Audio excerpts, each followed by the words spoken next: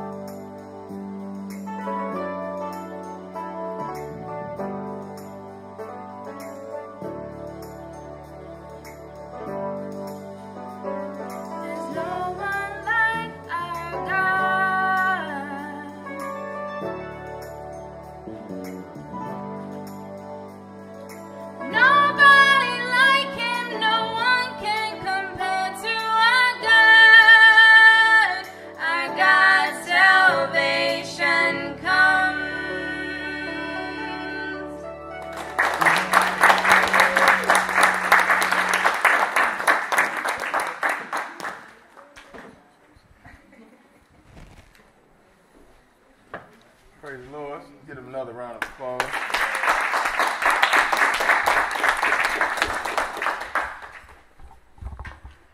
That's what it means to sing with understanding, because you listen to the lyrics, man.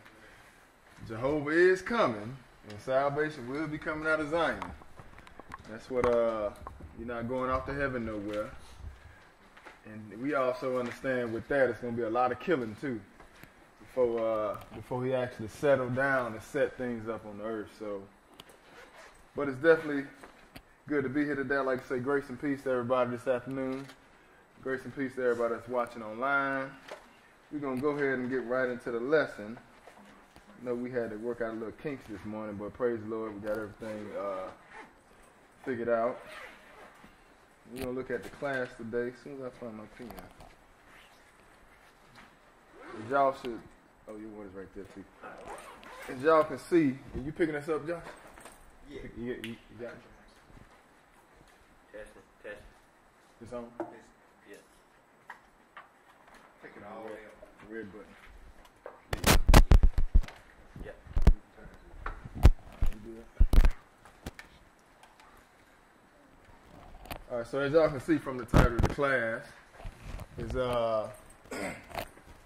it's called Control Your Thoughts Before They Manifest. And I guess it's all right now. But y'all do have power over that air conditioner, right? Okay. Yeah, that's European chili. That's walking to the bank type chili. It'll work out for now. It may later on we'll see. If y'all too cold, y'all know how to adjust it. But from the title of the class, like I say, you see control your thoughts before they manifest. And first and foremost, the reason we in Atlanta, we just kind of trying to make it a little simpler now, because over the past few months we dealt with some meat lessons. So I figured it was time for us to get back to the basics of things, and just kind of do some self-check, where you can kind of look in the mirror and see where you line up, see how see what your conduct is, and see how you behaving yourself as far as the Word of God is concerned. In this class right here, we'll mainly be dealing with the things that kind of go on inside your head. A lot of different things happen in the world as far as arguments, killing, murder, robberies, all different type of sins that happen in the world. But a lot of this stuff, it originates inside your mind, and that's what a lot of people don't understand. Before you actually get into a position where you do something you have no business doing, whether you know it or not, you thought about it before you've actually taken part in that particular action. So, being saints in the Word of God, I know we get into the Word and God give us the truth and stuff like that, but one of the biggest things we can overlook is the thoughts in our mind. If you look at relationships between husband and wives, sometimes you have arguments that go on unnecessarily because of, thoughts in the mind that you don't get under control. Sometimes some issues can be settled real fast. All you gotta do is talk about it. You know what I'm saying? Just tell somebody what's on your mind instead of letting it fester and blowing up into something that's unnecessary. Arguments and fights, you see with Israel, a lot of brothers getting shot down, and a lot of the killing is being done, from our own people. But you just think about it, some of these things that happen, it can start with arguments, or somebody, make someone mad, and next thing you know, that person, the person who do the killing or to bring the evil against that other person, what more than likely happens is you get these thoughts in your mind. Things like, I ain't got to put up with this. I ain't no punk. I ain't no sissy. You ain't going to talk to me like that. I got something for you. But the next thing you know, it done blew out of proportion. Somebody end up dead when all you have to do is control them thoughts.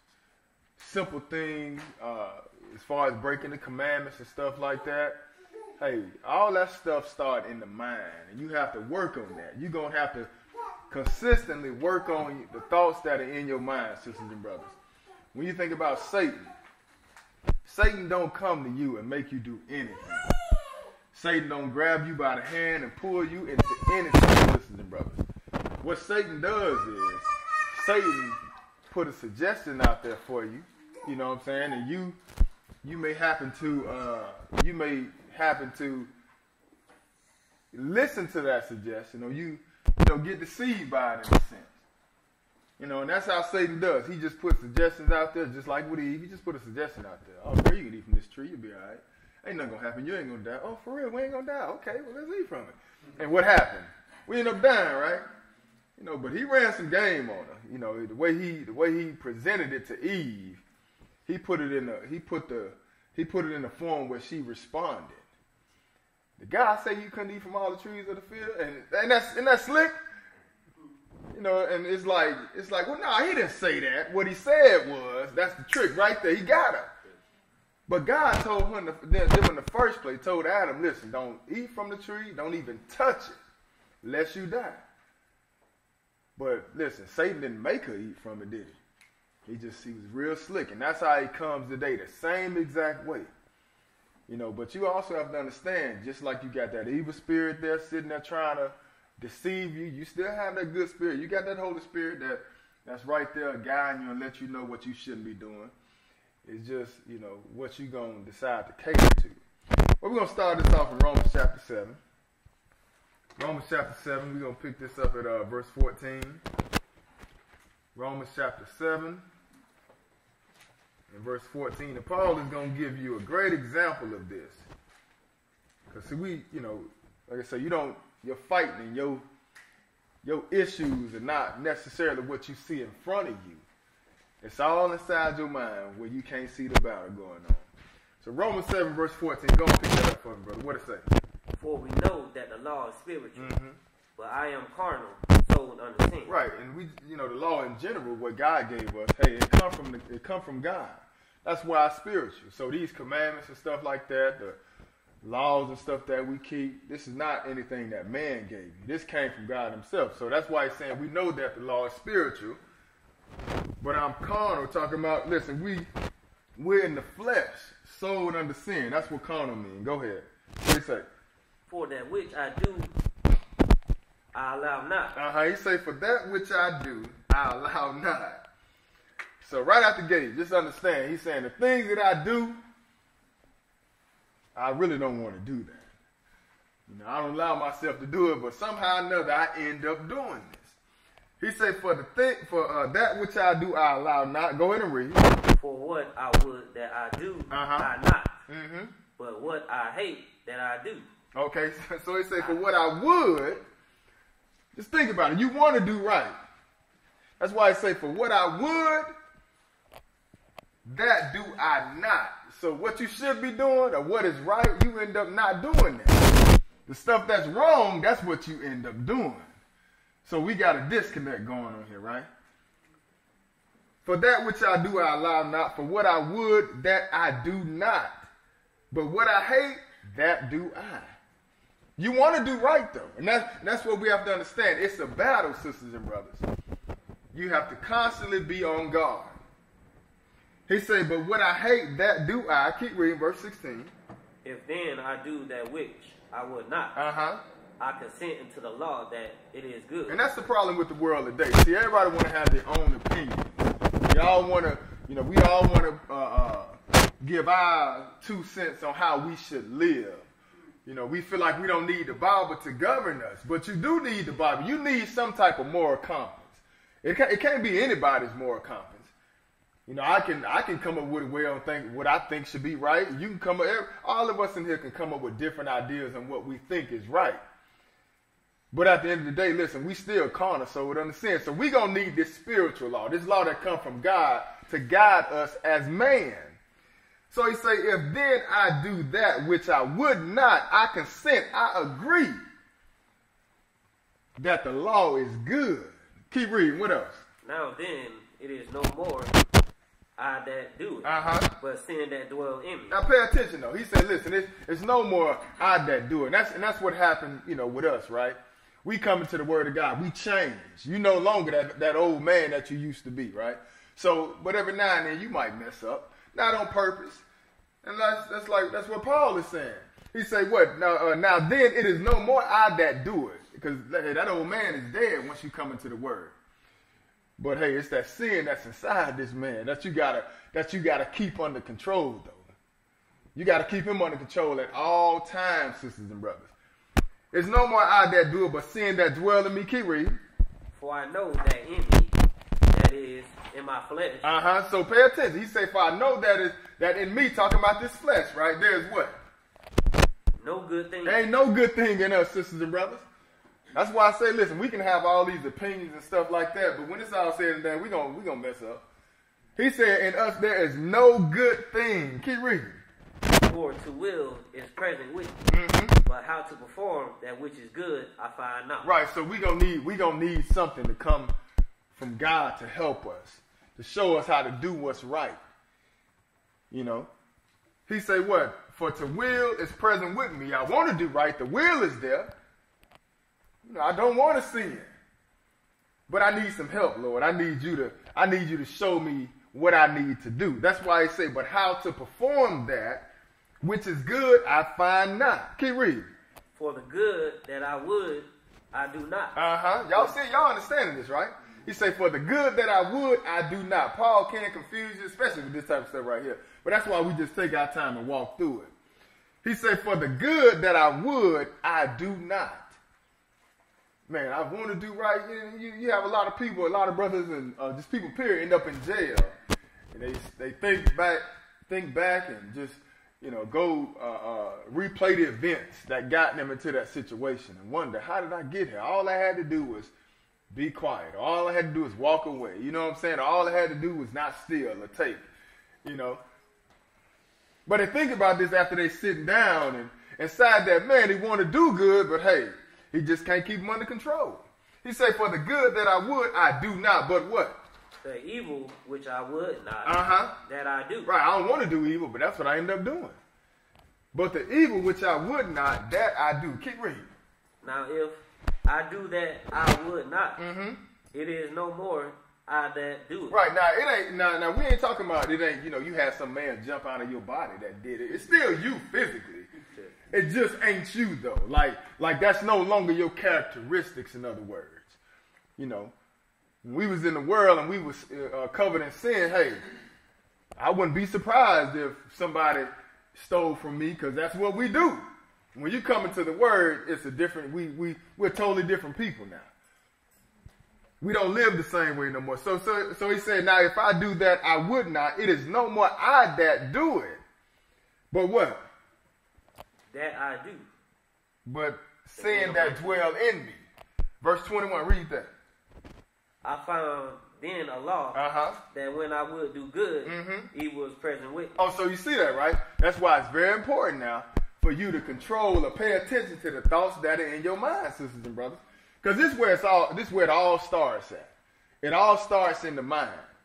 I find then a law that when I would do good, evil is present with me. You trying to do right, but you got Satan right there behind you, trying to get you to do wrong, sisters and brothers. Don't ever think that you've gotten so good in the Word that you can beat Satan. Listen, the Bible tells you that he's wise. He was wiser than Daniel, sisters and brothers. He's very crafty. Just keep that in mind. Remember now, we down to this day because of Eve being deceived, and then she taking it back to Adam. So he's real crafty. You can't get him like that. The only way you're gonna be able to defeat Satan is you're gonna have to stay in the Word on a consistent basis, sisters and brothers. He said, I find in the law that when I would do good, evil is present with me. Verse 22. For I delight in the law of God after the inward man. Right, so you want to do right, don't you? He said, I delight in the law of God after the inward man. Inside my mind, I delight. I have no problem with the law. Listen, the law is good. I delight in the law of God after the inward man. Keep reading. But I see another law in my members. But there's another law in my members. Keep reading. Go ahead. Warring against the law on my mind. Wait a minute.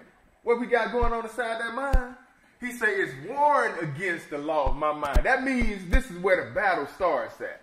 The battleground is inside your mind, sisters and brothers.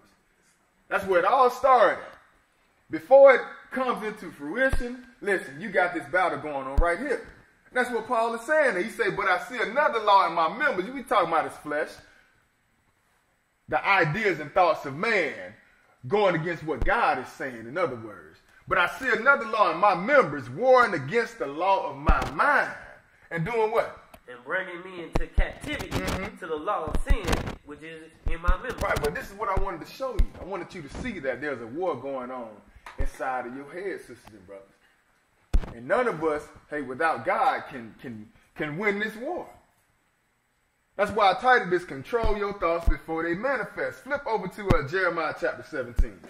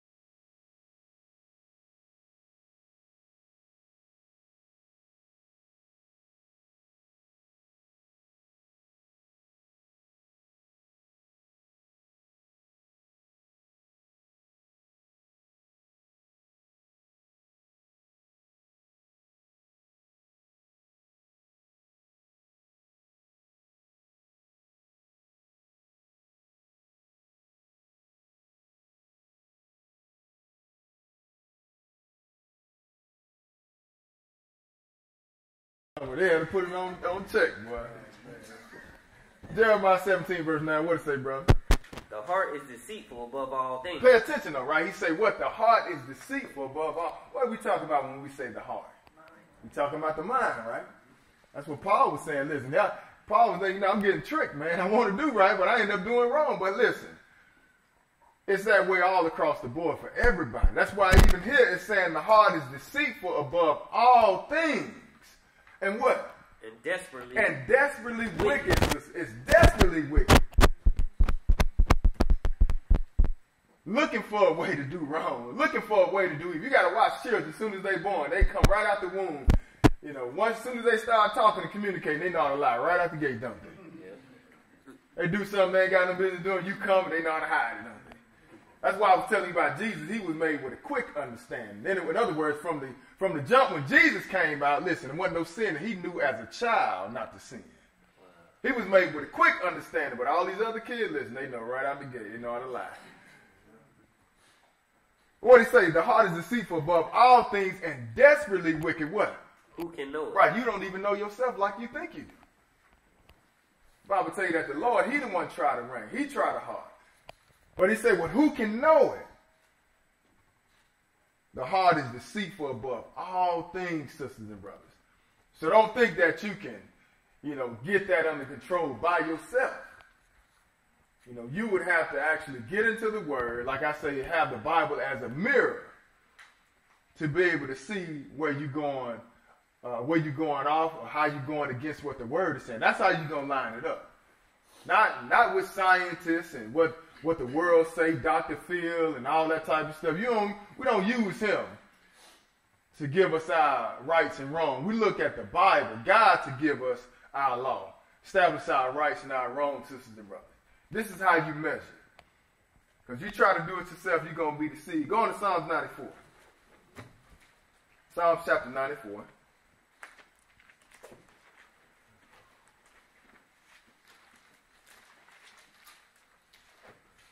Psalms chapter 94.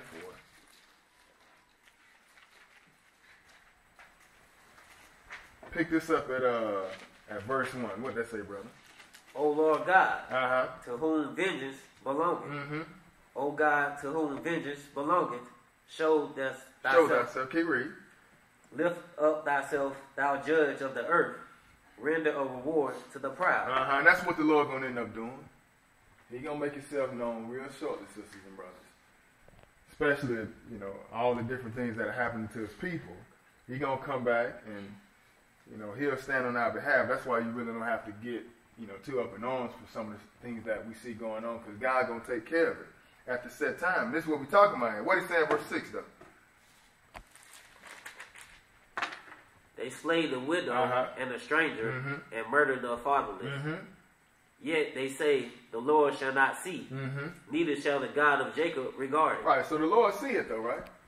Pay attention, though. He said what? They slayed the widow and the stranger, murdered the fatherless. You know, these are some people that don't have any type of defense, so they take advantage of them. Yet they say the Lord shall not see it. The Lord don't see what's going on. The Lord ain't paying attention. He ain't watching what's going on with his people. Neither shall the God of Jacob regard it. This is what they thinking in their mind. What he say in verse 8, brother? Understand, ye brutish among the people, and ye fools, when will ye be wise? He say, pay attention now. Understand, ye brutish among the people, and ye fools, when will you be wise? Verse 9. He that planted the ear, shall he not hear? That's right. So listen, he that planted the ear, in other words, the one who put the ear on man, you think he don't hear? He know what's going on. He hears it. There's no way he can't hear, and he the one that put the ear on all of us. So he definitely hears what's going on.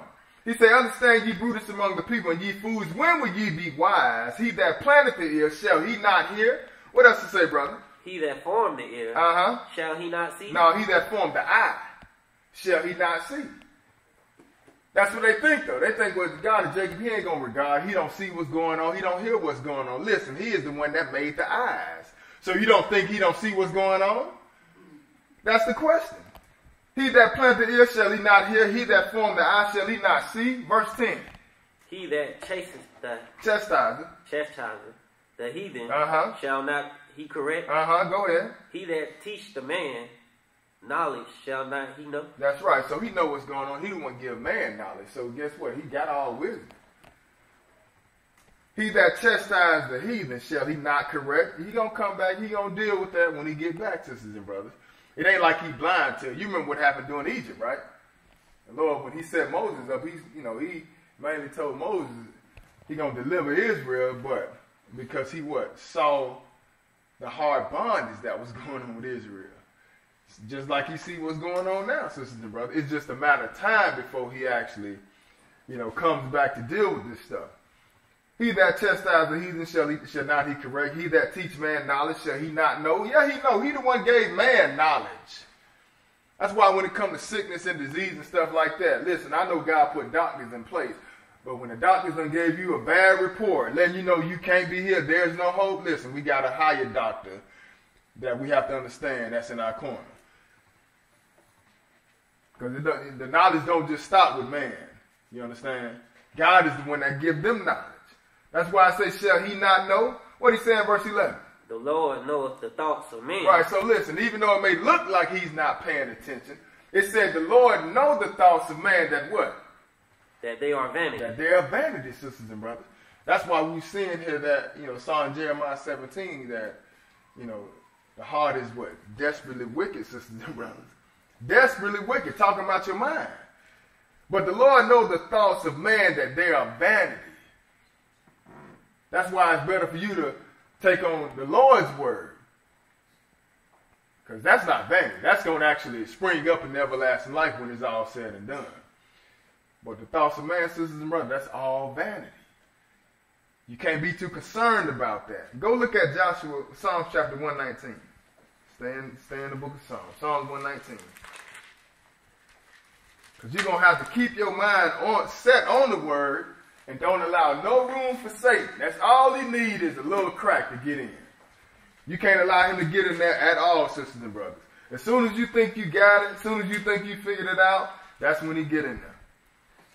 Psalms chapter 119. Go and read verse 2. What does it say, brother? Blessed are they that keep his testimony. And that seek him with the whole heart. So how you got to seek the Lord? With a whole heart. With a whole heart. Now, listen, you can't do this half-heartedly, sisters and brothers. You got to seek him with a whole heart. That's why, I talk to a lot of brothers. I see brothers and sisters dealing with the word, and sometimes they'll fall off. One thing I like to encourage people to do is you got to keep the Sabbath, man. Don't allow yourself to get off. You know, when you first start, when you first get into the word, one of the biggest thing, the most important thing that starts your walk, besides, not having no other gods before him and stuff like that, the first 4 commandments, the next one that's in line is what? Remember the Sabbath day. That's the 4th one. That's very important, sisters and brothers. So I talk to people, they end up falling off, straying away from the Sabbath day, and that's when Satan started getting in there. That's when he started getting in. You stop keeping the Sabbath day, then you stop keeping the feast days. Stop keeping the feast days, next thing you know, you don't believe in Jesus no more. But it all started with a little bit of leaven that get in there. And that's why you have to make sure you don't allow any type of anything that goes against the word to get inside your mind. That's why I say, blessed are they that keep his testimonies and that seek him. Talking about looking for the Lord with the whole heart. Just because you got the word a few years ago, maybe 10, 20, it don't matter. You still got to keep seeking God, sisters and brothers. Look at Solomon. Solomon, listen, at the end of his days, he kind of went off, didn't he? So just understand that you can also, as you get older and stuff like that, you can that memory start falling short, and you may done messed around and fell off. But you got to see God with a whole heart. What did he say? Skip down to read verse 3. I'm sorry. Go ahead. They also do no iniquity. They walk in his ways. Right. That's the one that keep his heart set on the Lord. Y'all see what that say? That say what? They also do no iniquity. They walk in his ways. Not to say, like I say, you make a mistake or something like that, but for the most part, listen, you trying to serve God. When you seeking God wholeheartedly, you don't allow any type of sin to get in there, sisters and brothers. They also do no iniquity. They walk in his ways. Keep reading. Thou hast commanded us to keep thy precepts diligently. Wait a minute. He commanded us to keep his precepts how? Diligently. That means you can't get tired, right? You can't get tired and want to, you can't get tired and want to quit. You know how when you first come into the word, you be so excited, right? You got something you've been looking for. You finally found it. That's how we all, when we first get it, you first come to the word, we be excited about serving God. Want to call everybody and stuff like that. And then a few years down the line, boy, we just kind of get lazy with it. Listen, this is not the same way it is when you first join your Baptist church. This ain't like that. You can't quit on God. God will stay on top of you forever and be beating you up and tearing you up until you submit. But the point is, you don't want to start getting slack and running this race, sisters and brothers. Paul told you about that in another place, right? About running this race. You don't get in the middle of the race and quit and give up. You got to finish the race, sisters and brothers. So in other words, listen, we got to finish this race at the end. When the Lord get back and we get the everlasting life, then we get our reward, sisters and brothers, for running this race diligently. He said, thou hast commanded us to keep thy precepts diligently. Go and skip down to verse 9 and read that for me. What it say? Wherewithal shall a young man cleanse his way? Keep reading. By taking heed thereto according to thy word. Okay, so listen, you ain't gotta, you want to teach your children. You want to teach these young brothers that's coming out of high school, going through their puberty, and not just men, but, just people, period. They say, wherewithal shall a young man cleanse his way? By taking heed thereto according to thy word. Like I was saying in this class a few weeks ago, you have so many people, they get out of school and what they tell them, you tell the young men, you got to go sow your oats. And they tell the young women and just tell kids, period, you got to go around the world and find yourself. When you get back from coming around the world, you still ain't going to know who you are. You still going to be lost. You're probably going to be more lost than you were before you left. But he said, wherewithal shall a young man cleanse his way? The way you're going to find yourself, the way you're going to clean yourself up is by taking heed to the word, sisters and brothers. Wherewithal shall a young man cleanse his way? How shall a man clean himself up? He said, what? By taking heed thereto according to thy word. No other way, sisters and brothers. I don't care how many degrees you got. I don't care how long you've been in college. I don't care how much you try to further your education. Listen, if you ain't dealing with the word, you still got that man that can rear his head up any time and cause you to sin. Not to say there's anything wrong with you seeking a higher education, but listen, we got to make sure we put everything in its proper perspective. It's always going to be the word of God first, sisters and brothers. This is how it has to be. This is how you clean your way. What he say in verse 10, brother? With my whole heart have I sought thee. What did he say? He said, with half of my heart have I sought thee? With my whole. He said, with my whole heart have I sought thee. So that's the same thing we got to do. We got to seek him with our whole heart, sisters and brothers. He said, with my whole heart have I sought thee. Keep reading. Oh, let me not wander from thy commandments. Oh, see, people don't want to hear that, though. Oh, I love God. I want to see God. I've been on my knees crying and praying to him all night. And you wonder why he ain't answering your prayers. Because you don't want to take heed to the second part. He said, what? Oh, let me not wander from thy commandments. See, we can't get away from the commandments, can we? Can't get away from that. This is how you know you're on the right path. When you put that prayer together, James called it best. Faith without works is dead, right? I understand we're going to have faith and we can pray and all that type of stuff, but listen, your faith don't have to be backed up by some actions. And those actions are those commandments. You say you believe in God, you need to be in Sabbath class. You say you believe in God, you need to put that pork down, that catfish down. You say you believe in God, you need to be keeping his feast days.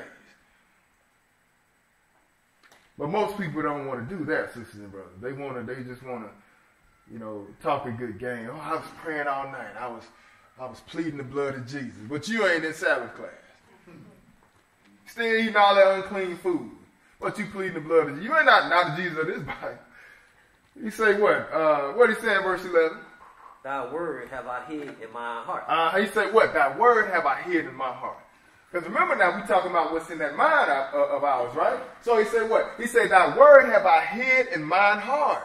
That's what you got to do. You got to put that word inside your mind, and it has to be so precious to you. It's almost like you hiding rubies, like you hiding gold. You don't hit the lottery. You don't want your mama and them to know about it. You hiding it, you know what I'm saying? They find out about it. They come to, give us some of that money. You don't even know you got it. You buying new cars and everything. Where you get it from? Oh, shit, I've been working. I've been saving up. But you don't hit the lottery. You ain't told nobody about it. But I'm saying, listen, with this word, though, you got to cover it like that. You got to put it inside your mind and cherish this so you don't allow Satan to get in your mind. He said, thy word have I hid in my heart that I what? That I might not sin against thee. Oh, that I might not sin against thee. But that's what's going to stop you from sinning, the word of God, sisters and brothers. So go look at Joshua chapter 1. Joshua chapter 1. These are some of the basic things that we tend to forget. We tend to forget about how to control, the thoughts of our mind. The basic things. The basic things are what's going to get you into the kingdom. Just because you don't know anything about the 2,300 days, 70 weeks of Daniel, your 2 mountains of brass, listen, that ain't going to determine you getting into the kingdom. What's going to determine you getting into the kingdom is having some meekness. Remember, another place say what? The meek shall inherit the earth, don't it? Blessed are the peacemakers, for they shall what? See God, right? You understand? It's the simple things that's going to get you into the kingdom, sisters and brothers. So sometimes we get off into some of the meat issues of the Bible, and then when that knowledge comes, like the Bible tell you what, knowledge what? It'll puff you up. So sometimes we have to reel ourselves back in and get back to the basic things. The sincere milk of the word. So Joshua chapter 1, pick this up at verse 1. What does it say, brother? Now after the death of Moses, the servant of the Lord, it came to pass that the Lord spoke to Joshua, the son of Nun, Moses' minister, saying, Moses, my servant, is dead. Now therefore arise, go over this Jordan, thou and all this people, into the land which I do give to them, even to the children of Israel. Every place that the sole of your foot shall tread upon, that have I given unto you, as I said unto Moses. Okay, so now this is what, now at this point right here, Moses is now getting ready to take over. All right? Moses getting ready to take over, but I just want to show you what's going to allow him to be successful, allow him to be prosperous in his endeavors when it comes to serving God, because hey, you look at the world today, prosperity is what's in, right? Prosperity is the thing now. Getting rich and being successful is what everybody look at. But let's see what God is going to let Joshua know, what's going to cause him to be successful. You taking over this job now, my servant is dead, now it's on you. But let me show you what's going to make you good. Skip down to verse 5 and read that for me. What it say? There shall not any man be able to stand before thee all the days of thy life. So Joshua going to be straight. The Lord going to be on his side. Ain't nobody going to be able to come up against Joshua. He said, there shall not any man be able to stand before thee all the days of thy life. What else? As I was with Moses, so I will be with thee. That's right. Keep reading. I will not fail thee, nor forsake thee. Go ahead. Be strong and of good courage. For until this people shalt thou divide for an inheritance the Lord. The land. The land, which I swear unto their fathers to give them. Go ahead. Only be thou strong and very courageous. Go ahead. That thou mayest observe to do according to all thy law. Go ahead. Which Moses my servant commanded thee. Turn not from it to the right hand or to the left. Wait a minute. Turn not. We talking about the law, right? He told him now. He said, ain't nobody gonna be able to stand against you. He said, be strong and of courage, for unto this people shall thou divide for an inheritance the land. So when they got into the land, that's what Joshua did, divided the land up among Israel. That's when they got their inheritance, right? Before they got kicked out. He told them in verse 6, 7, be strong and very courageous, that thou may observe to do according to all the law, which Moses my servant commanded thee. So the law that was given to Moses by way of God, the Lord is telling Joshua, listen, this is what you need to keep now. Make sure you observe that. Turn not from it to the right hand or to the left, right? That's the same for us. Once you come into the word of God, you make this agreement to serve God. Listen, you cannot walk, you can't be on the fence. Once you make this agreement to serve God, that's exactly what it has to be, sisters and brothers. So he's telling Joshua, he said, what? Turn not from it to the right hand or to the left, that what? That thou mayest prosper whatsoever thou goest. Oh, so this is what's going to call your prosperity. He said what? He said, turn not from it to the right hand or to the left, that thou may prosper whithersoever thou goest. And we wonder why we cursed as a nation of people. Because we ain't keeping God's commandments. We want to be blessed and highly favored, but yet still we want to go against God. And then when the curse is on top of us, tearing us up, we want to act like, that don't exist. The thing that killed me is Negroes talk about we ain't slaves. Okay, well, get out of here then. Why the Mexicans, they want to push them out of here, but you ain't going nowhere? Because, nigga, you a slave. Let's stop playing with it. You're still in captivity. Maybe I should have said Negro, but you know what I mean. Sorry, but the point is, you're still in captivity. See, it wasn't good for listen, the Lord ain't holding nobody else's feet to the fire like this. He's holding our feet to the fire. Because, hey, us as a nation of people should have been setting an example for everybody else on how to serve our God, sisters and brothers. But this is what was going to cause us to be prosperous. You go back to Deuteronomy chapter 28, he tell you what, you're going to be blessed in the city, blessed in the field, right? Wherever you go, these blessings are going to be hawking you down.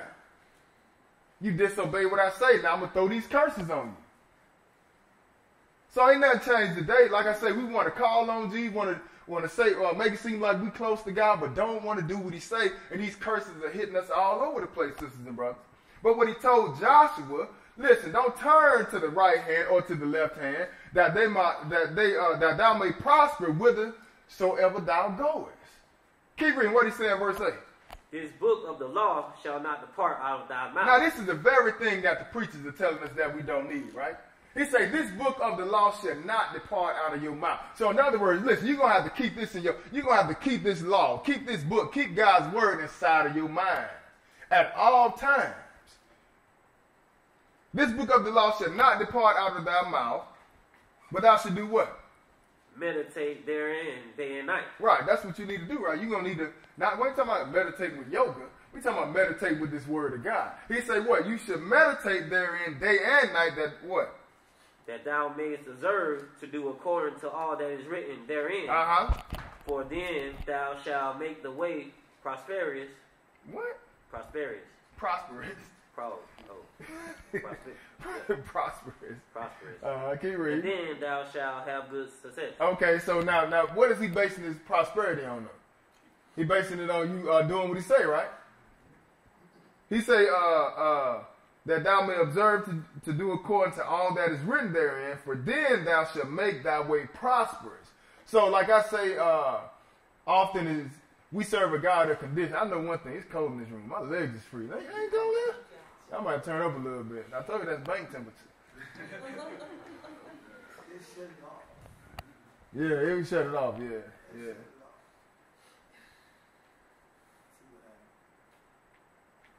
But yeah, but if you see what he's saying now, he told him don't turn left to the right, and he's basing the blessing, he's basing the prosperity that he's telling Joshua he would have, he's basing it on him what? Being obedient.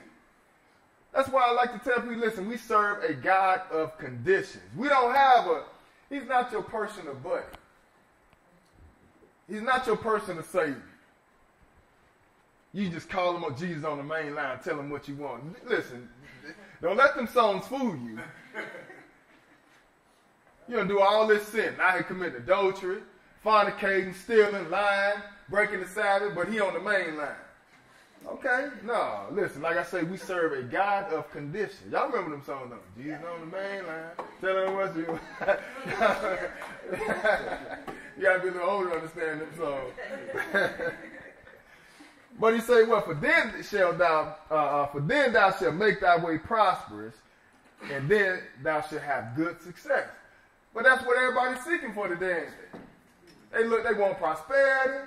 You have seminars about being successful, and ain't nobody having no seminars. We got the real answer. Not to say that we better than anybody. What I'm saying is, listen, when you come to class, you got the answer to what you need to be prosperous. You got the answer to what it is for you to be successful. I just got to talk about Brother Johnny. This brother here, 29 years old, went to go get a contractor's license in Atlanta. Do commercial building and stuff like that. And I come from a time where, the Gentiles put certain things up in society to make it tough for you. My father was naturally a cement mason, naturally. They made him go to trade school. He went, but it was just hard for him to actually be able to get to that next plateau as far as being able to expand his business, because they have things set up, let's just be honest about it. It really be against Israel. You know what I'm saying? It really be blocks and things set up for Israel, so we can't get in there. But hey, that's what happened. We in the land of the captives. But those tests are hard.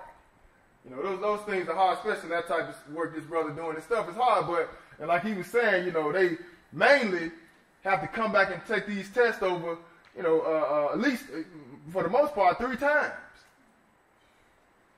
Then it's a long drawn out process. You fail it probably about a year and a half before you can take it all over again. 20% is for successful on passing it. He passed it the first time. You know what I'm saying? He even say the language in there. He didn't even think he passed. Say some of the stuff was so confusing. But listen though, who we got in our corner? We got God in our corner. So you go in there, it's like they speaking in tongues. Lord, the angel just guiding your hand. Don't even worry about it, player. Don't even worry about it. I got you, man. I got you. It's all good. Because he told you what? If you do what I say, don't turn to the right or to the left, I'll make you prosperous. And I'm going to be responsible for your success. And that's what we have to understand. God is the one that, listen, I don't care how many type of blocks they try to put out there in the world, God is the one that runs it all. Our God, the true and living God, runs it all, sisters and brothers. So it only benefits us to have our faith in him and do exactly what he tells us to do. While they trying to do stuff in the world to try to stop us from being successful or prosperous, listen, we got God and his angels sitting there working things out for us, sisters and brothers. But that's what he told John. He said, listen, this book of the law shall not depart out of thy mouth. The very thing that the preachers are telling you, you don't need. You know that got to be a trick of Satan. You know that got to be a trick of Satan. But now let's go flip over to 1 Peter chapter 5. 1 Peter chapter 5.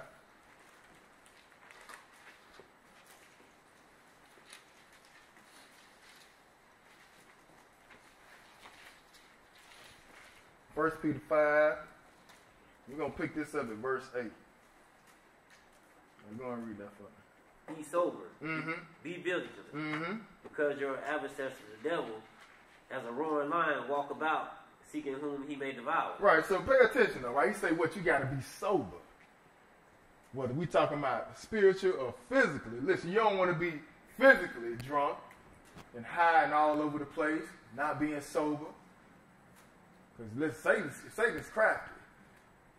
You don't want to be drinking alcohol and getting drunk and all that type of stuff. Like I told you, like I put that big class the other night. Listen, I told you, man, I used to have a drinking problem.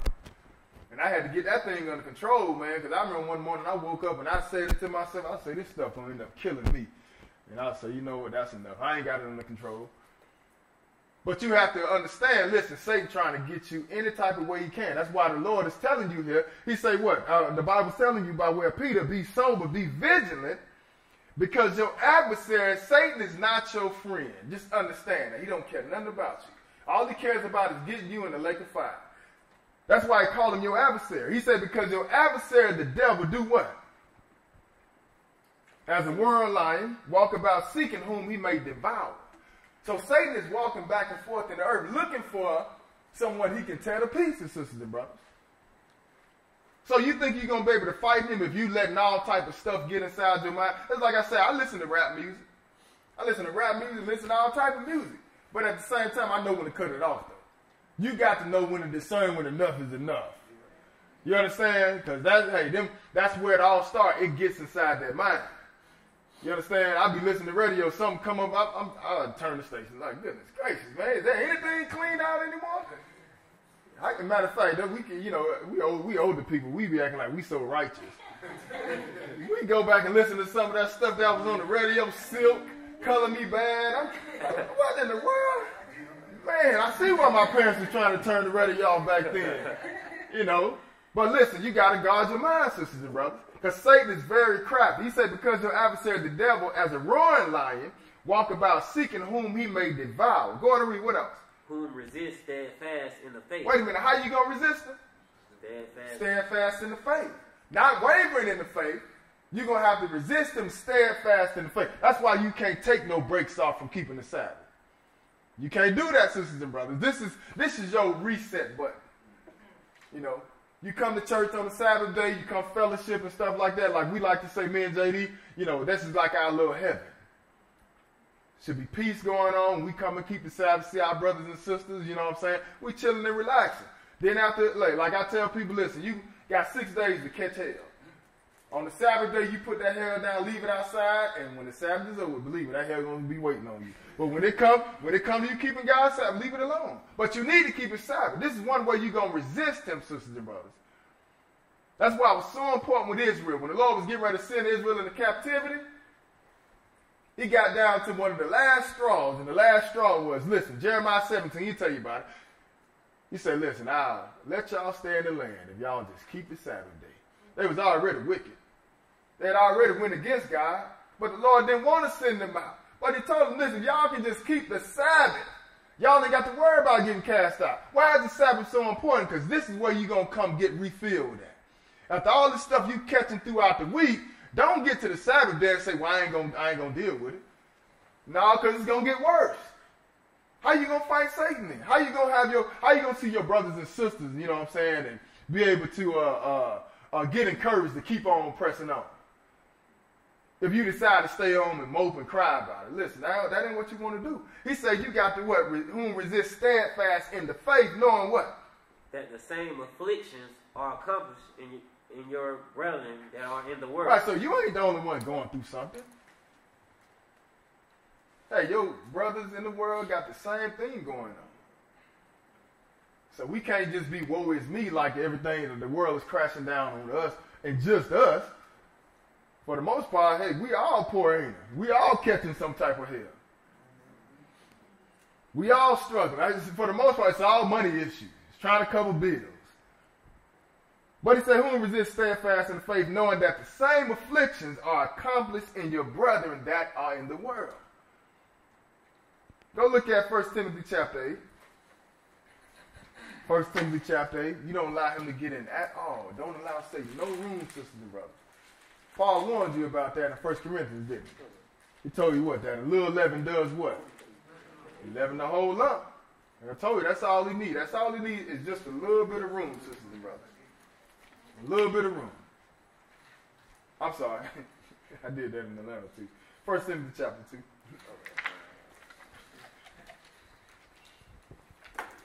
There's no 8, Brother Nate. 1 Timothy chapter 2.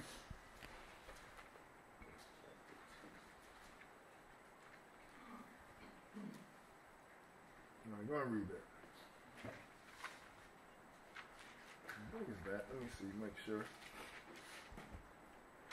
Yeah, go ahead. 1 Timothy 2 and verse 8. All right, you go ahead. 2, verse 8. Yes, sir. I will therefore that men pray everywhere, lifting up holy hands without wrath and doubt. In like manner, also, that women adorn themselves in modest appearance, with shamefacedness. Shamefacedness. Yeah, and sobriety. Not with braided hair or gold or pearls or costly array. Costly array, right. So just as we move forward toward our point, so I will therefore that men pray everywhere, lifting up holy hands without wrath and doubting. In like manner also that women adorn themselves in modest apparel, with shamefacedness and sobriety. So at this point right here, he's just talking about how sisters should dress spiritually. Spiritually, how you need to be dressed up. That's why it said modest apparel with shamefacedness and sobriety, not with braided hair or gold or pearls of costly array. We're not talking about the physical attributes, the physical things that you're wearing, which you do need to be shamefaced. You do need to have some modest apparel. But we're just talking about, listen, before it gets to the outer body, what's going on the outside, mentally, how you need to have yourself, dressed up. With shamefacedness, it's like a form of humbleness. Sobriety, like I say, you ain't going to be all over the place, not drunken, and also dealing with all these type of doctrines and stuff like that. You're going to be sober in the word. Somebody can come to you and get all type of advice because they know, listen, this sister here, she always be on point. Ain't all up in the gossip that's going on in the church and stuff like that. But not with braided hair, gold, or pearls of costly array. Not saying that that's a problem. Listen, you can make yourself look nice. Ain't nothing wrong with that. But he say what? But which become professing, he say, but which become women professing godliness, right? That's what it says in the parentheses. The parentheses, when you look at that, it just kind of, highlights the sentence a little bit more. But outside of the parentheses, it talks about her not being dressed up with costly array. Then in verse 10, it says, but with good works. You see that? Because that's what it's more about. It's not necessarily about the clothing or the outer appearance. It's about how you decorate yourself with your actions, sisters in this case. How you at home. How's your attitude? You know what I'm saying? How you at church? How you at work? How you treat people, how you talk to people. Let that be the conversation that people talk about when it comes to you being a sister. Oh, this sister here, she nice. She do this. She look out for this. She help out and so, or she the type of sister that's always in the gossip and stuff like that. But that's what Paul is saying when it comes to setting up these churches, putting them together. Hey, but let her be dressed up with good works. Go on and read verse 11. Now, what it say? Let the woman learn in silence with all subjection. Keep reading. But I suffer not a woman to teach, nor to usurp authority over the man. And that take it back to, all these different churches that we have set up now. Listen, sisters ain't got no business leading no churches. Women in general don't have no business leading congregations. That's out of line. The Lord got a problem with that. He said, let the woman learn in silence with all subjection, but I suffer not a woman to teach, nor to usurp authority over the man, but to be in silence. For what? 13. For Adam was first formed, then Eve. That's right. Keep reading. And Adam was not deceived. Wait a minute. It said Adam was what? Not deceived. Adam wasn't deceived. You see, that's what the problem. That's the problem. Adam wasn't deceived. Adam willfully sinned. Adam wasn't deceived. Satan didn't come and trick Adam. What did it say, brother? But the woman being deceived was in transgression. Oh, it say, but the woman being deceived was in the transgression. So because of that, now you see this order out here, right? Another place to tell you how, a woman going to have power over her head because of the angels in 1 Corinthians chapter 11. Because she got deceived. So now because of this, listen, we got this man, he going to have some power over her head. In other words, you got them head coverings on your head. It ain't because we want to make you cover your head, but listen, that's something that, that even the spiritual realm can identify. They understand, okay, well, she got some power over her head. She not just some ignorant person when it comes to it. We can't trick her easy. We're going to have to try another angle. You may say, well, why the Lord use that type of stuff? Why you got to use head covering and scarves and hat and all that type of stuff? Well, he did the same thing with the Passover, didn't he? When he told me, say, what, you take that blood of that lamb, put on your doorpost. They had to do something physical, didn't they? When that angel came through there, they saw the blood, not spiritual blood, physical blood, on that doorpost, and they passed over that house. The same with these head coverings, sisters and brothers. The Lord will do some things physical, but it represents something spiritual. You understand? But this is when that order took place, though. They say Adam was not deceived, but the woman being deceived was in the transgression. That's what happened. How did Satan get her? He just had a conversation with her. He just talked to her. And she fell for her, sisters and brothers. She even told the Lord, the serpent beguiled me. And that's what we have to be mindful of. The same exact thing is going on today. We just saw Peter tell you what? Your adversary, not your friend, not your buddy. He don't care nothing about you. He's trying to kill you. Ultimately trying to get you in the lake of fire, sisters and brothers. Trying to take you out. But that same deception is walking around the world today. Why do you think it's going to be full in church tomorrow? All these churches around the world. Why do you think everybody going to be getting dressed up, trying to smell good and all that, look good, going to church tomorrow? Because Satan is still running rampant. Satan is still deceiving the majority of the world. Listen, the few people that are in the truth right now, that's a drop in the bucket. When you look at the world as a whole, it ain't too many Israelites, and I mean Gentile and Jew alike, that are dealing with the word. It's only a few of us. Because most of the world is still being deceived. But this is where the problem starts at. It starts inside the mind, sisters and brothers. Something that we overlook because we can't see it. We don't acknowledge that it's a problem. And that's where the fight is. It's inside your head, sisters and brothers. That's what Paul told you about, right? He said, I see a war warring against the law of my mind. But flip over to Acts chapter 13. Acts chapter 13. Because we just saw how Satan got the woman. But we're going to show you how Satan will get the man also, sisters and brothers.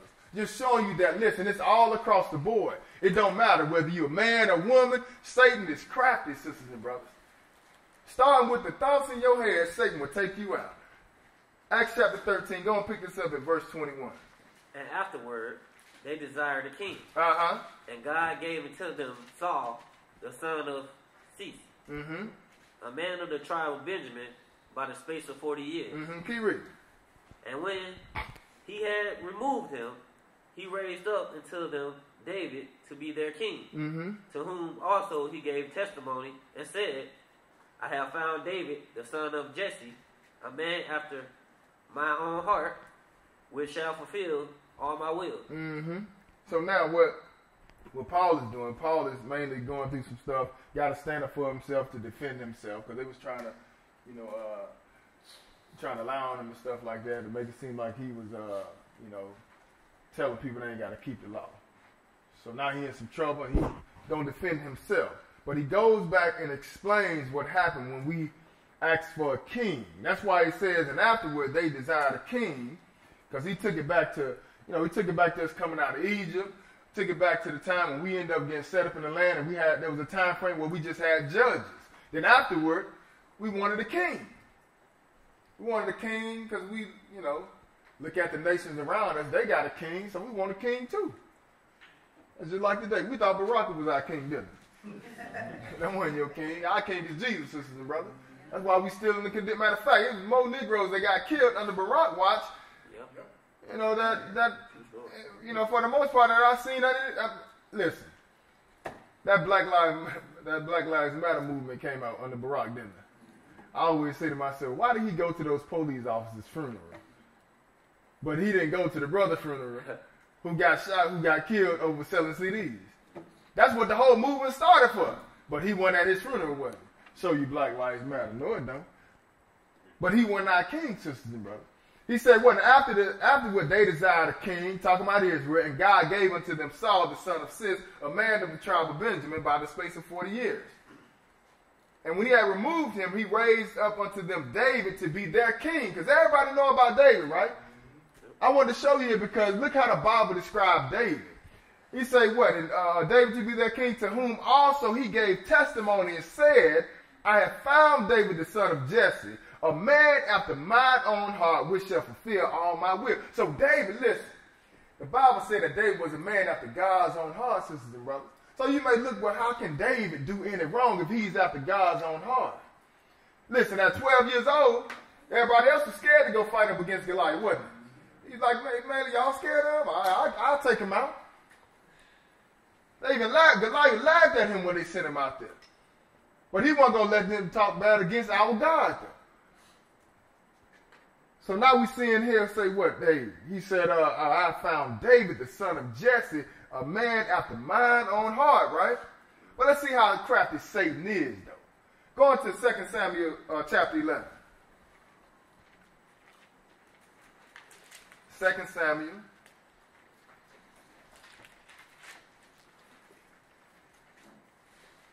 chapter 11.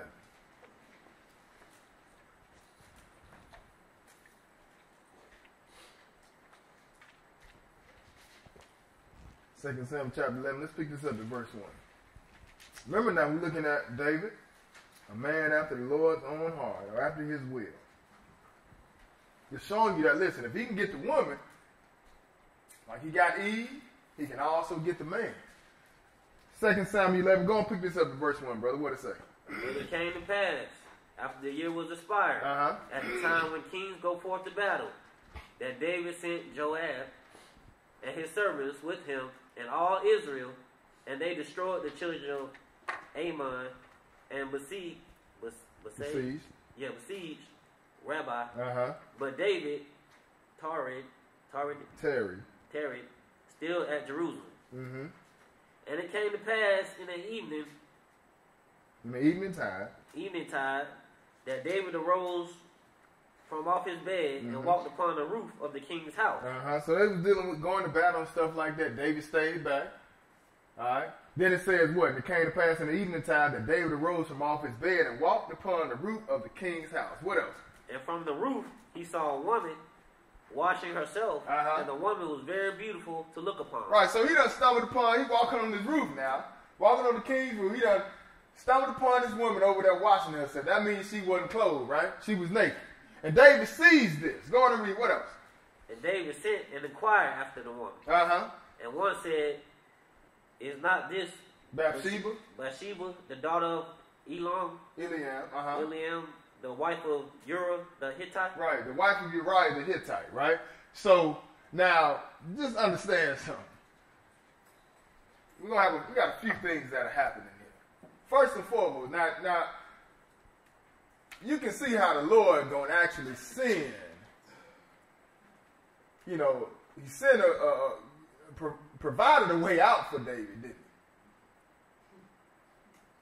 Because Satan gonna come now with his suggestions and stuff like that, but pay attention to how the Lord gonna provide a way out for this brother. Somebody say that, he say, is not this Bathsheba the daughter of Eliam, the wife of Uriah the Hittite?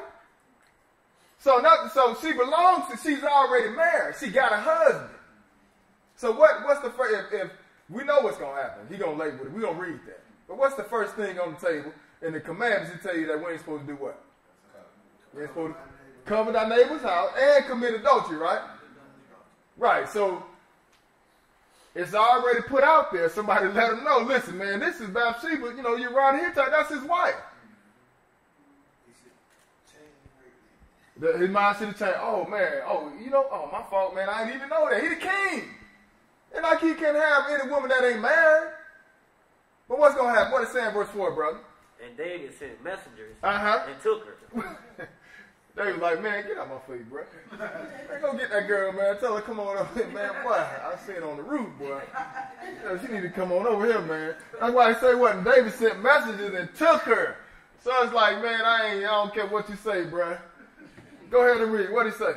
And she came and took him. Uh-huh. And he lay with her. So he done laid with this woman. But now don't say that, hey, he didn't, because I just want you to pay attention. Sometimes we end up in situations, not maybe this bad, you know what I'm saying, but we end up in situations and, you know, hey, you never know. God be putting that way out up there, and you end up going the other way anyway. And then when the consequences are being poured out, you wonder how we get in this situation. It said David sent messages and took her, and she came in unto him, and he lay with her, for she was purified from her uncleanness, and she returned unto her house. Go on and read. What else? And the woman conceived and sent and told David and said, I am with child. That's like, that kind of remind me of what's his name. Y'all remember Minister Society? I remember Cain, he had messed with that chick, and he was in the bed, and she called on the phone, and she's like, I'm pregnant. He's like, what? It ain't mine. And hung the phone up. That's what goes across my mind when I think about this. It said the woman conceived and told David and said, I am with child. Go ahead and read. What else? Verse 6. And David sent to Joab, saying, send me Uriah the Hittite. And Joab sent Uriah to David. Now, listen. So David is for the start, you know, he for the start concocting some ways to try to get out of this. But he already had a way out. He did not have to commit this sin, sisters and brothers. He done set up here. He done coveted now, and he done also committed adultery with this man's wife. He could have stopped it. So now, she's pregnant. So now he going to do some more lying. He going to come up. He got to figure something else out. So he going to send a message to Joab. Joab being one of the, you know, the chief captains out there fighting. Going to send a message to Joab to have Uriah come on back. Bring him on back in. Get him out of the war. Skip down to verse 9 and read that. What did it say, brother? But Uriah slept at the door. Right, because see, what happened was when he came back, you know, David tried to tell him, hey, man, you know, go on back home to your wife and see your wife and stuff like that. But listen, Uriah wouldn't do it. Well, Uriah's mind said, listen, man, my comrades, they out there fighting. It don't make sense for me to go home while my comrades fight, man. I'm gonna sleep. I'm not going home. I'm gonna sleep at the door. That's what he's saying, verse 9, right? Go ahead. But Uriah slept at the door of the king's house with all the servants of his lord and went not down to his house. Verse 10. And when they had told David, saying, Uriah went not down to his house, David said to Uriah, camest thou not from thy journey? Mm-hmm. Why then did thou not go down to thine house? Because see, he tried to be slick, man. It tell you in verse 8, David said to Uriah, go to your house and wash your feet. And Uriah departed out of the king's house, and there followed him a mess of meat from the king. So he tried to make it all nice, tried to send him a lot of food to the house and stuff like that. But listen, Uriah wouldn't fall for it. Uriah still wouldn't do it. So the next morning, or the next day, David get up and ask him, well, why you didn't go to your house, man? And what he going to say? Read verse 11. And Uriah said to David, the ark in Israel and Judah abide in tents, and my lord Joab and the servants of my lord are encamped in the open field. Right, so listen, man. Listen, the Ark of Covenant is out there in war. Joab and my comrades, the servants of my Joab, listen, they out in war. So this is a good brother, man. He could have been at the house, you know, he ain't seen his wife in a while, could have went home and saw her, chilled with her. He was like, nah, man, I ain't doing that. David trying to get him to go home and sleep with his wife. Because remember now, she's pregnant. So David trying to get him to go home and lay with her. So, you know, so it's like, hey, that's your baby. Israel be slick as all get out. Go ahead and read what else you say, bro. Shall I then go into my house to eat and to drink and to lie with my wife as thou livest and as thou soul liveth? I will not do this thing. Right, so he said, I ain't doing it. What kind of sense does that make for me to go home and eat and stuff like that and lie with my wife while my my Lord is out there fighting and the servants of my Lord out there in war? I'm not going to do it. What he saying in verse 12 though? And David said to Uriah, tarry here today also, and tomorrow I will let thee depart. Right, so David got to think of something else. He could have stopped it though, bro. He the king, man. He the king, bro. What is this? What is Uriah the Hittite gonna do to you? You done already slept with his wife. At this point, Uriah, come on in the office, man. I gotta talk to you. You know what I'm saying, bro? Man, I messed up, man. You know what I'm saying? Like, bro, will you please forgive me? I give you something. You know what I'm saying? But nah, David ain't gonna do that. David say, just wait here for a couple days. I gotta figure out something. But I was going to show you, man, once you're allowed to get in there, it's going to go completely off. You got to stop it right at the door. Do not let that sin get in there. Don't let Satan start putting suggestions in your mind. You have to stop it, sisters and brothers. He said, David said to Uriah, tarry here today also, and tomorrow I will let thee depart. So Uriah abode in Jerusalem that day, the rest of that day, and the next day he stayed there, and tomorrow. What is saying, verse 13? And when David had called him, he did eat and drink before him. Uh-huh. And he made him drunk. Oh, wait a minute. So now he couldn't get him to go home. He tried to bribe him by sending him a lot of meat to his house. Tell him to go home and lay with, go see your wife and all that. That didn't work. So David had to think of something. He thought that what he came up with was, after a day and the next day, which is tomorrow, like you say, what David came up with was, I'm finna get this dude drunk. I'm finna get him drunk. You finna go home, bruh. But that ain't gonna work. It said when David had called him, he did eat and drink before him, and he made him drunk. And that evening, what happened? He went out to lay on his bed keep reading. with the servants of his Lord, but went not down to his house. But he still didn't go home.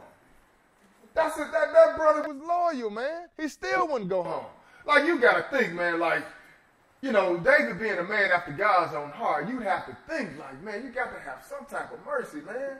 Like, at this point, you know, bro, this guy, man, he's really faithful to, like, he's fighting in my army.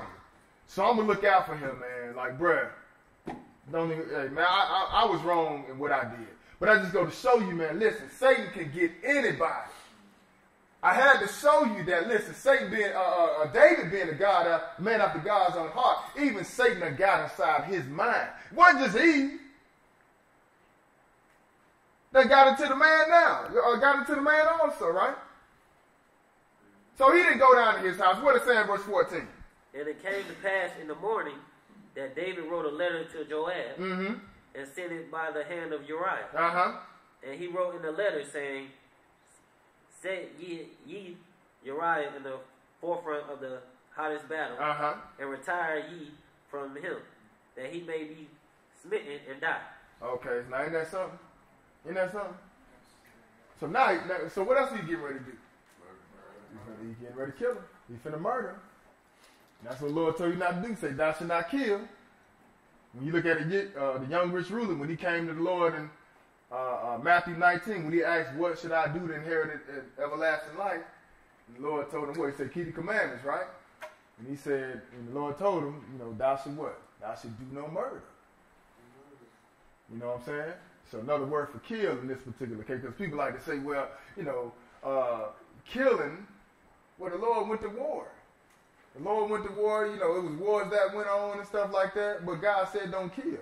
But when he came in the flesh, he broke down what he meant. He said, thou should do no murder. Thou should not commit adultery. He was reciting the commandments, sisters and brothers. But now at this point, you see what David is doing. David is now, not only did he covet the man's house, he did that, right?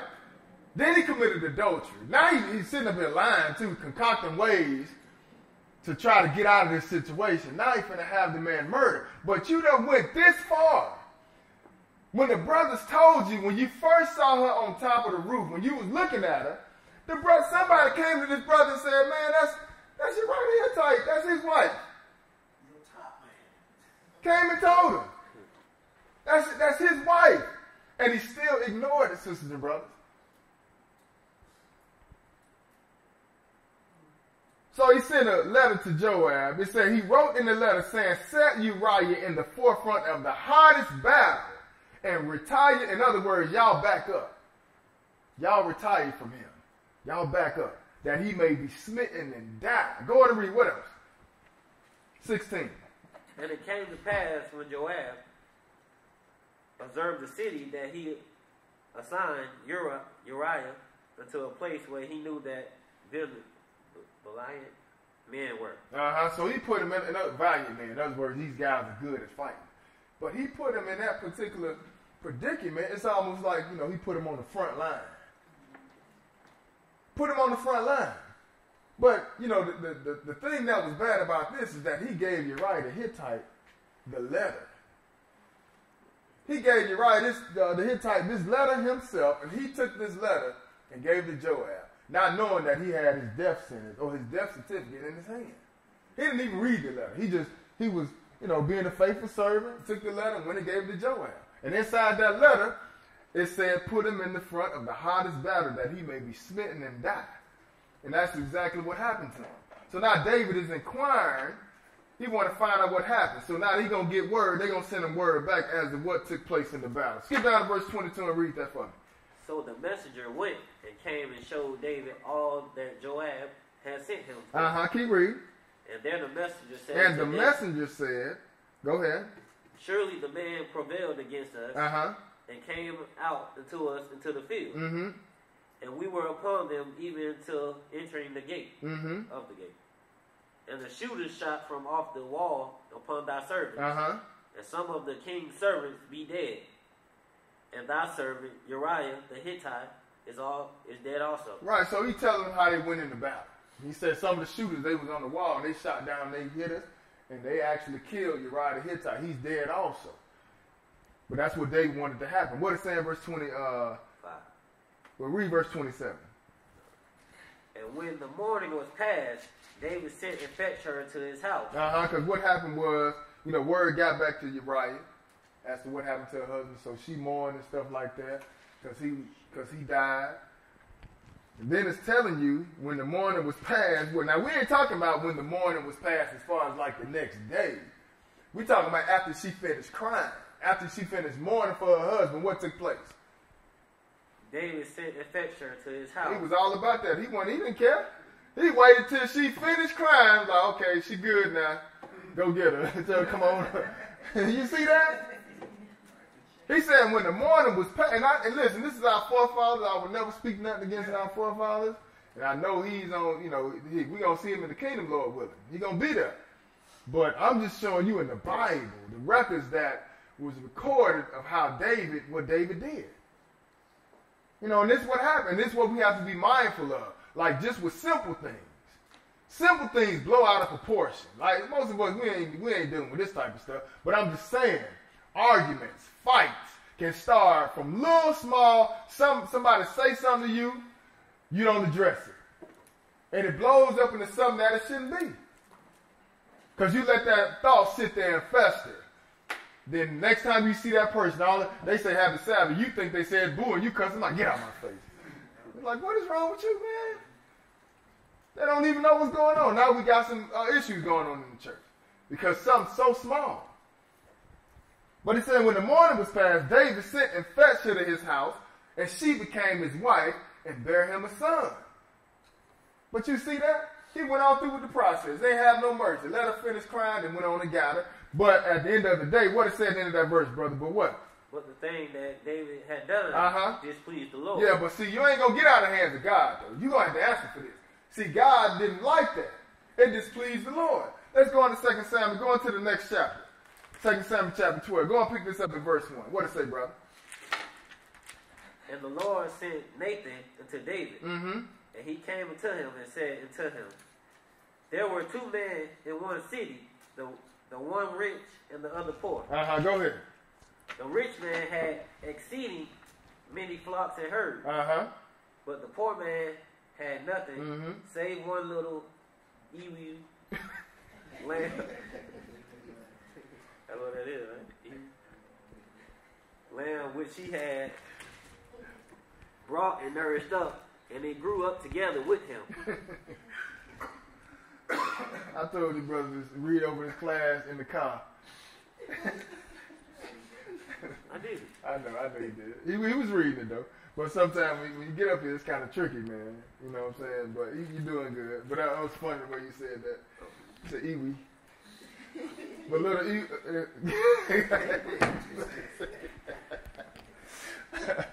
oh, man. How you say it?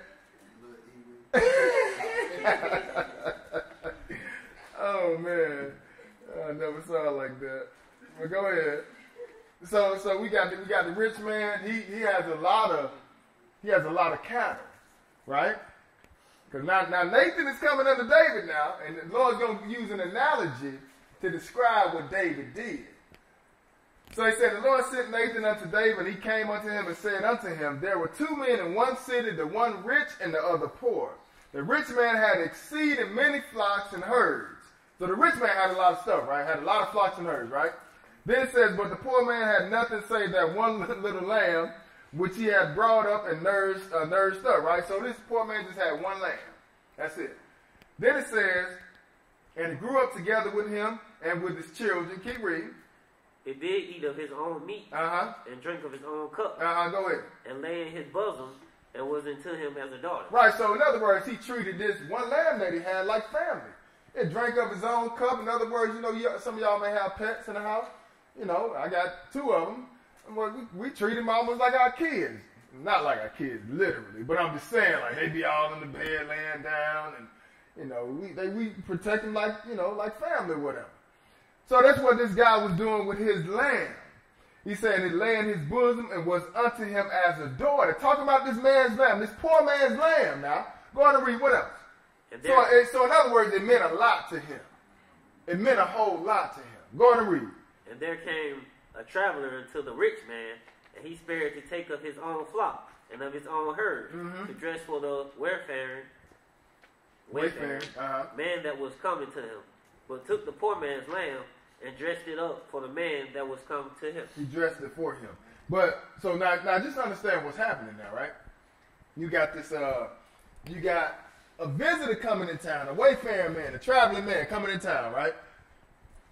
And the rich man, what he does is he don't take from his own flock and dress up a lamb. He got a lot of he got herds and cattle, right? He got a lot of stuff.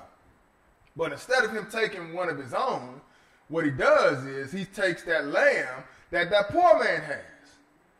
He kills that and dress that animal up, that lamb up, and give it to that wayfaring man. Now you think to yourself, man, why would you do something like you got all these herds and cattle? You can take from one of those. But go ahead and read what happened. And David's anger was greatly kindled against the man. And he said to Nathan, as the Lord liveth, the man that hath done this thing shall surely die. Oh, okay. So you see what David is saying. David was mad. He was like, man, who did this? He said, as the Lord lived, the man that have done this thing shall surely die. Go on and read. What else? And he shall restore the lamb fourfold. And this is what David's saying now. He said, he shall restore the lamb fourfold because what? He did this thing and because he had no pity. Oh, okay. But David don't know what's going on now. He don't understand that this is actually you that done this. Go on and read. What else? And Nathan said to David, thou art the man. He said, thou art the man. In other words, you the one I'm talking about. You did this.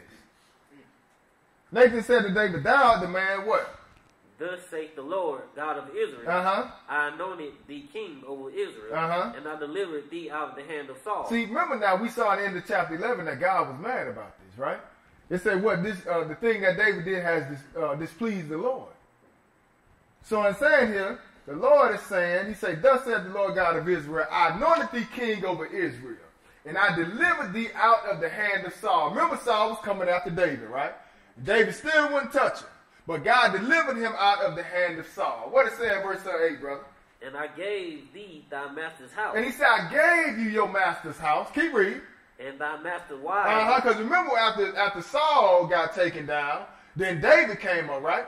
So whatever transition, whatever was transferred over to David after Saul got taken down, listen, it belonged to David now. God is saying, I gave it to you. He said, I gave you thy master's house and thy master's wives into thy bosom. Go on and read. And gave thee the house of Israel and all of Judah. And of Judah. Keep reading. And if that had been too little, I would moreover have given unto thee such and such things. Right, you adding word. Oh, there you go. I'm sorry. You got that one right. I'm sorry. He said, what I would moreover have given unto thee such and such things, right? If you needed more, I would have gave you more.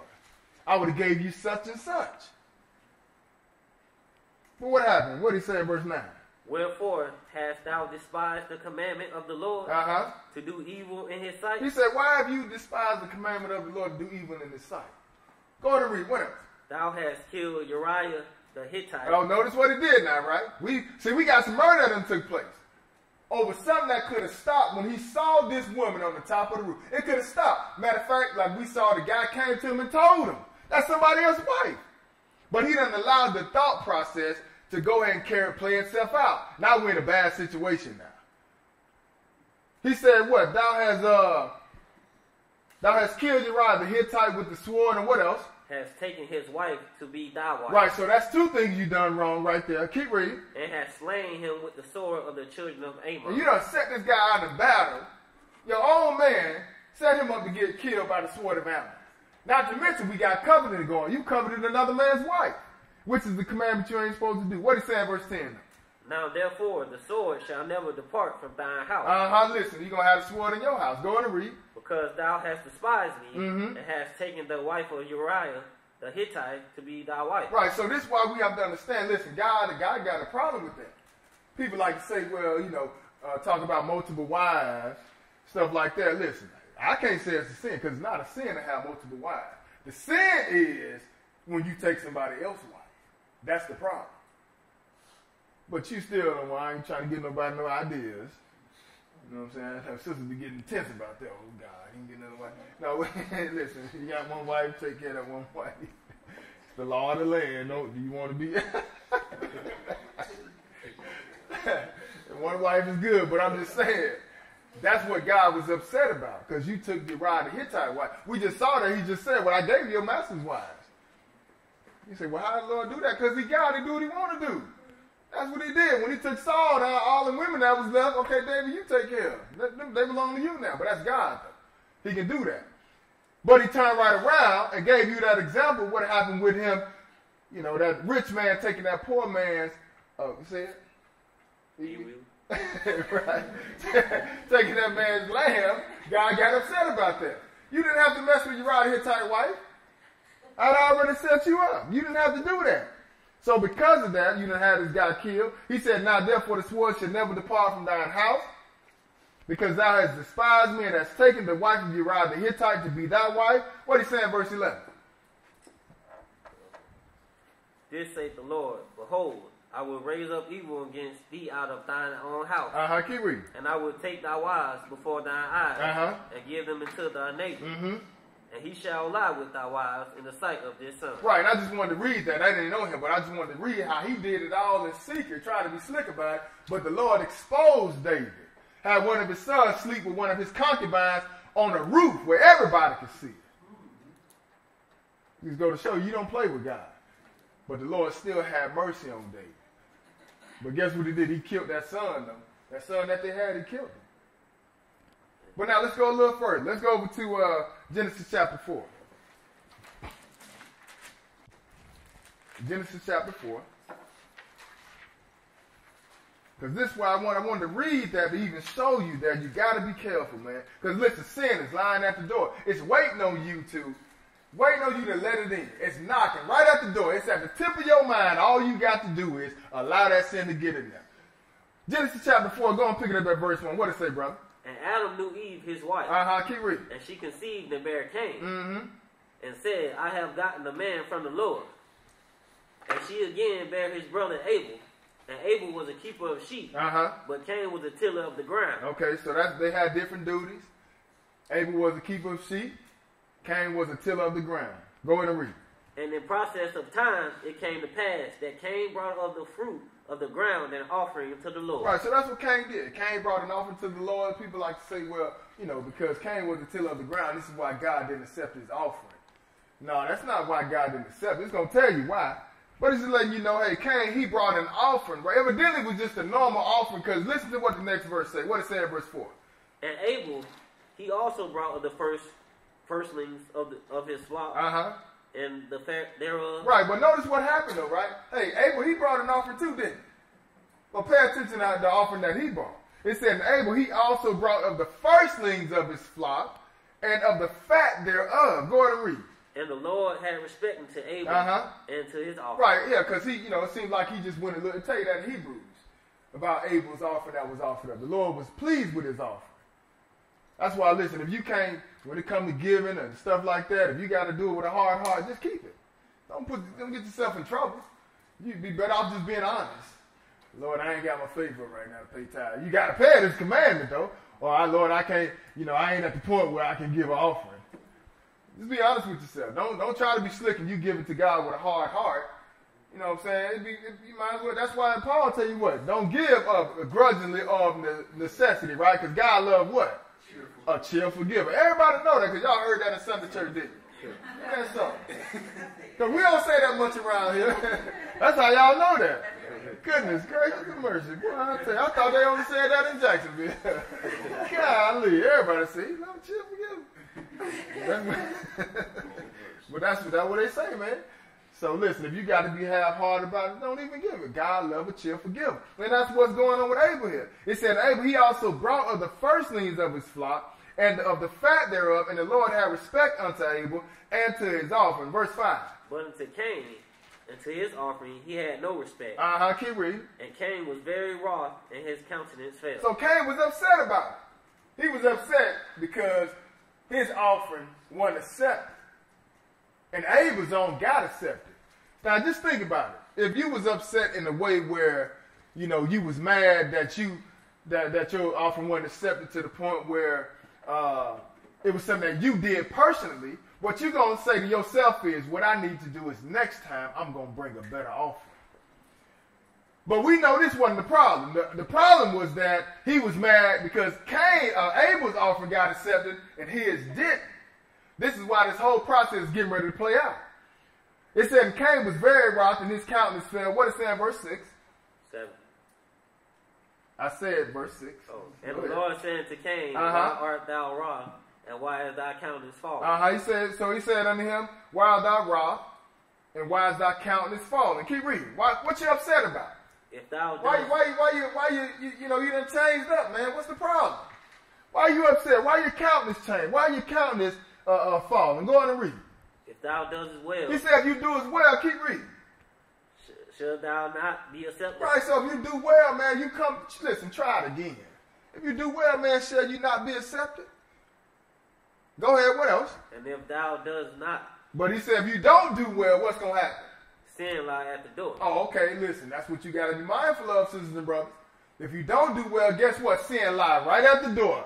And we see, hey, this thing going to turn into something that it shouldn't. But it started where? It started all up in his mind. He mad about this. He's wroth about this. Lord told him, listen, hey, matter of fact, just try it again. You do well, man, listen, you're going to be accepted. But if you don't, sin lie right at the door. It's waiting for you to let it in. Go on and read what he say. And until thee shall be his desire, and thou shalt rule over him. That's right, because that's what's going to happen. And Cain, if you don't mess around and get that under control, if you don't get that under control, you're going to mess around and fall for it. But if you get it under control, listen, like he said, if thou doest well, thou shall not thou be accepted. Then he said at the end of that, and unto thee shall be his desire, and thou shalt rule over him. You'll be able to keep that stuff under control. If you nip it in the bud, sisters and brothers. If you don't, sin going to lie right at the door, and it's going to catch you off guard. It's going to take you off into something that you ain't even have to go into. That's like my father used to tell me back in the day. How they used to give examples. He always tell me about, back I come from the time where they talk about backsliding. Y'all remember backsliding and stuff like that? Well, he would say things to me, well, it's like somebody going out there to the beach. They stand in the water and they wade in the water. The next thing you know, they look up, they wade out there, and they can't get back.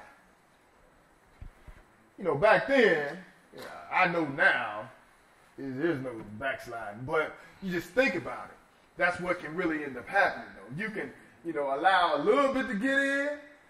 It start off as something minor. You ain't really paying attention to it. It ain't really hurting you. You mad. You have your own anger. You got your anger. You dealing with how you want to deal with it. Next thing you know, somebody dead. Somebody got killed. And just think about life in general. How a lot of different arguments take place. How a lot of people end up especially the younger guys, our younger brothers end up in the grave, end up dead because stupid arguments. I remember one of the things that bothered me so much, man, you can't walk through the club and step on nobody's shoe by mistake. Remember they had a song called Don't Stand So Close to Me? You know what I'm saying? Like, I mean, come on, man. That stuff get in your mind, boy. You know, Lil Jon really caused some trouble with all that stuff in the 90s, that crunk music. Man, we some head busters. We some head busters. Remember that stuff? Yeah. Man, you got to control the thoughts in your mind, man. But they can end up going off into other stuff that's not necessary. So the Lord telling them, if you do well, shall thou not be accepted, and if thou doest not well, sin lying at the door is waiting on you. But if you get it under control, he said, unto thee shall be his desire. He's going to always be trying to get you, but guess what? Thou shalt rule over him. But you got to get it under control. You can't allow this to be in reverse. Allow Satan to have rule over you, sisters and brothers. Go on and read. What else? What does that verse say? And Cain talked with Abel, his brother. So now listen, hey, he had the warning though, didn't he? He had the warning. So now he go talk with his brother. And Cain talked with his brother Abel. What happened? And it came to pass, when they were in the field, that Cain rose up against Abel, his brother, and slew him. Right, they was in the field. He rose up against his brother and slew him. That's why I told you, it wasn't necessarily like he was, Cain was mad about his own particular offering, because he could have said, well, shoot, I need to fix this. He was mad at his brother, because his brother offering got accepted. So we got the first murder taking place in the Bible, because the thoughts of the mind, it done festered off into something else. That's why I titled this, Control Your Thoughts Before They Manifest. You got to stop them before it comes out, sisters and brothers. What else to say? Keep reading. Verse 9. And the Lord said unto Cain, where is Abel, thy brother? Lord asked him, where your brother? Go ahead. And he said, I know not. Now he just lied, didn't he? Evidently he must have known this was wrong to do this for him to lie. Exactly. If it wasn't a problem, he should have said, I killed him. He over there. I buried him right there. You know what I'm saying? But evidently it must have been a problem. This is like a child. I told you, when a child is born, they do something wrong. I think when they start walking and talking, they do something. You think they boo on themselves. What do you have some kids? Y'all ain't got no kids. What do you have some children? They gonna boo on themselves. I'm tell you what they gonna do. When they know they're gonna go sit in the corner. and that's what they do. They go sit in the corner. They go all in the corner, man. They know they're doing something wrong, and they come back all happy, like the sin ain't following them. But he said what? The Lord said unto Cain, where is Abel thy brother? He said, I know not. What else? Am I my brother's keeper? But listen, he knew he had done something wrong, but he could have stopped it, sisters and brothers. If you do well, you're going to be accepted. If not, listen, sin is lying right at the door. And that's what you got to take from this list. Sin is lying right at the door, waiting on you to allow it to get in, sisters and brothers. You have to stop it. Flip over to Proverbs chapter 24.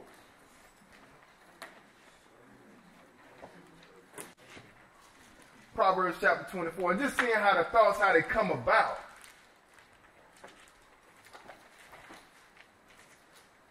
Proverbs chapter 24.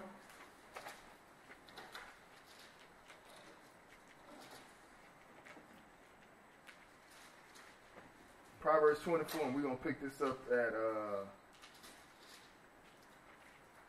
verse 9. Proverbs 24 and verse 9. What did that say, brother? The thought of foolishness is sin. What did he say? He said, what? The thought of foolishness is sin. You thinking about doing something stupid is already sin out the gate. So God ain't giving you no leeway. He said, what? The thought of foolishness is sin. You say, goodness gracious, God is like that. Yes, he is. That's good, though. That'll keep you from messing up. That's why I told you this. That's why we had to start off reading with Paul, how he was talking about the war that was going on in his mind, sisters and brothers. It all started right here. He said the thought of foolishness is sin. Go ahead and read. And the scorner is an abomination to men. Go on to Matthew chapter 5, because Jesus is going to come in the flesh, and he ain't going to say nothing different, though. He gave us these commandments. In Exodus chapter 20, gave us commandments and stuff like that. One of those commandments he gave us was thou shalt not commit adultery, right? But when he come in the flesh, watch how he changed it up. Matthew chapter 5, let's pick this up at verse 27. What does it say, brother? Ye have heard that it was said by them of old time, thou shalt not commit adultery. That's right, because that's in the Old Testament. That's in the law of Moses, right? He said, you heard that it was said by them of old time, thou shalt not commit adultery, but what? But I say unto you, that whosoever look on a woman to lust after her, hath committed adultery with her already in his heart. Wait a minute, so he taking it from the actual physical act, right? In other words, he's stopping it before you even end up in that bed. But that's why we saw what the thought of foolishness is sin. If you even think about it, you need to cast that down. You need to rebuke that immediately. Don't even allow it to come. Don't even allow the thoughts, the process. Don't even get it to the point where let me just get a number. Let me talk to her. Let me see. You know, she got a husband. You want to sneak over there and stuff like that. You know it's wrong because you're sneaking. That's why I like to say to people, you know, people like to say, well, what about the people that didn't know about the laws in the Bible? How God going to judge them? Listen, the Bible lets you know in Romans chapter 2 about a natural law that's inside this man. You understand? God is a righteous judge. And don't tell me that, you know, don't think that ain't a natural law inside of a man, because why is it that you got to sneak around to another man's house, not being in the Word, not knowing nothing about the truth, but you ain't going to go to that man's house and say, hey, man, you know, we on the grace, man, so go get your wife. Let me sleep with her right quick. You ain't going to do that, are you? You're going to do it on the low. You're going to play real slick. You're going to try to jump through all type of avenues to get her by herself, ain't you? Because you're doing something wrong. That's that natural law inside your mind. God is a righteous judge, sisters and brothers. But he said what? He said, you have heard that it was said by them of old time, thou should not commit adultery. But I say unto you that whosoever look on a woman, you even think about it, you done already did it already. You need to cast that down. People say, well, see, God came and he did away with the law. We don't got to do this no more. Listen, he's telling you right now the law is still good. He's just letting you know I'm putting harder stipulations on it. I'm not going to allow you to even get in the bed with her. If you think about it, you done already sinned. I say unto you that whosoever look on a woman to lust after her have committed adultery with her already in his heart. What he said in verse 29? And if thy right eye offend thee, pluck it out. That's right. Listen, if you got something in your life that's bothering you, you need to cut it off. You need to pluck it out. Not necessarily. Listen, we're not talking about physically. Taking your eye out for real. Coming to church. I did it. I was able to get it out. That ain't what we're talking about. We're talking about spiritually, okay? If there's something that's going to cause you to hit the lake of fire, you need to go and cut it off, sisters and brothers. If that right eye offend thee, pluck it out. Keep reading. And cast it from thee. Go ahead. For it is profitable for thee that one of thy members should perish. Go ahead. And not that the whole body should be cast into hell. That's right. And one example I like to give is, you know, with the drinking I was dealing with. What I did was, you know, every year I extended this over the past 3 years. You know, I put myself up under stipulations, you know, on a vow with the Lord on how I was going to do the drinking. You know, I do 2 shots on Saturday night after sundown. When I get home from class, on Sunday I do 2 shots. And that's it. Throughout the week, ain't nothing else. And I have that feast days. I can do 2 shots. We got the feast lasts for 7 days. I do 2 shots. And then I got to wait 3 or 4 hours if we go on to the next day. And we still got the feast going on before I take another 2 shots. It ain't going to be back to back. But I'm going to be lit. I ain't doing that. And I know that. You understand? But like I told you, I had already said to myself, listen, this stuff going to end up getting me killed. And I wasn't just talking about physics. I'm talking about the lake of fire. So I need to fix this. You understand? I got to come up with a way to get myself together. So that's why he's saying that. I put myself on the stipulations because I knew this was taking me down the wrong path. And that's all it's saying right here. And if that right eye offend thee, pluck it out. So whatever's causing you to, fall short, you need to fix that. If you better get it fixed now than if you'd end up in that lake of fire, sisters and brothers. He said, for it's profitable for thee that one of thy members should perish, and not that thy whole body should be cast into hell. What he say in verse 30? And if thy right hand offend thee, cut it off. That's right, keep reading. And cast it from thee. For it is profitable for thee that one of thy members should perish, and not that the whole body should be cast into hell. Right, but notice what he's saying. What is he doing? He's all opportunities to sin, he's getting it out of the way. He's stopping it right there. Taking it back to what you need to correct in your mind. If there's something in your mind, there's something that's going to start leading you the wrong way, you need to stop it. That's why he started off with, listen, you done already did it in your heart already. If you look on the woman and lust after her. You being a brother in the word, you shouldn't be lusting after another man's wife. This ain't the same thing as you being a single brother looking for a wife. That's not the same thing. The problem is you looking at somebody else's wife. That's the problem.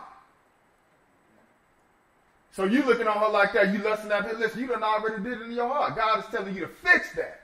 Don't allow that to come out. Why? Because it all started right here, sisters and brothers. It all started in the mind. You got to control your thoughts before they manifest.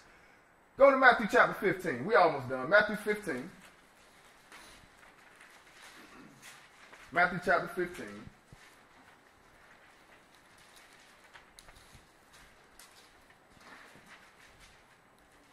Matthew chapter 15. We're going to pick this up at verse 1. Go and read that. What it say, brother? Then came to Jesus, scribes and Pharisees, which were of Jerusalem, saying, Why do the disciples transgress the tradition of the elders? For they wash not their hands when they eat bread. Keep reading. But he answered and said unto them, Why do ye also transgress the commandment of God by your tradition? Right. So that's the tradition that they came up with, that, they gonna wash their hands and stuff like that before they eat. To sum it up in a nutshell. But listen, that's not a problem though. Most of us, listen, when you go to fast food restaurants, you don't wash your hands, do you? You ain't dead though. You ain't dying from that, are you? That's just something that they was making up, sisters and brothers. Jesus' disciples weren't washing their hands. So he say, why do your disciples transgress the tradition of the elders, for they wash not their hands when they eat bread? But he answered and said unto them, Why do you all also transgress the commandment of God by your tradition? Boy, Jesus wasn't playing, was he? They be thinking that Jesus all nice and sweet. He be riding on them, don't he, man? Man, get out of my face with that nonsense. Why y'all transgress the commandment of God by your tradition? And then he tell them what they do. Y'all let these brothers get off. They disrespect their parents and stuff. They supposed to be dead, but you let them get away. But skip down to verse 10 and what it say. And he called the multitude and said unto them, Hear and understand. Not that which goeth into the mouth defile a man. Right, because he's finna answer. He's finna explain. Listen, it's not about you washing your hand, you washing and not washing your hands. That's not what's going to defile you. In other words, he's finna take this opportunity to teach them something. He said, not that which go into the mouth defile a man, but what? But that which come out of the mouth, this defile a man. Right, so now we're not talking about the clean and unclean. We're not talking about pork, swine, and all that. That ain't what this is about, because people like to use this to say, well, see, you can eat anything. Because it's not what's going you that make you dirty, it's what come out. Listen, God ain't talking about that, sisters and brothers. Go ahead and read verse 12. Then came his disciples and said unto him, Knowest thou that the Pharisees were offended after they heard this saying? Oh, they got mad, boy. They got offended. They always got offended. But they would try to catch Jesus up with certain things, and he ride on them and stuff like that. But he going to explain to them what was going on. What it said in verse 15, brother? Then answered Peter and said to him, Declare unto us this parable. So, because that's how Jesus would talk sometimes. Most of the time when he came, even the Old Testament, he told he going to open his mouth for the parable, and utter dark sayings of old. But that's what he did for the most part, talking parables. This right here, he's also giving them the parable. They want to know what it means. So Peter said unto him, Declare unto us this parable. Jesus said, Are ye also yet without understanding? Go ahead and read. 17. Do not ye yet understand that whatsoever entered in the mouth go into the belly, and is cast out into the drought? Right, so just think about that, right? You can go eat some French fries, wherever they're from, American Deli, that's one place we got down at home. Wherever y'all go at, get French fries, something like that. You ain't wash your hands. For the most part, we don't. You get fast food, we don't wash our hands. Because you be in the car. But that's going to go into the toilet. That's what he mean by drought. It's going to come out you. You understand? So that's not the issue here. He said, do not ye yet understand that whatsoever enter in at the mouth go into the belly and is cast out into the drought?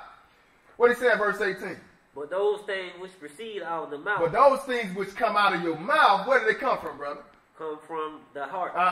And they defile the man. Oh, notice what he said. See, like I told you, he's giving them a teaching lesson.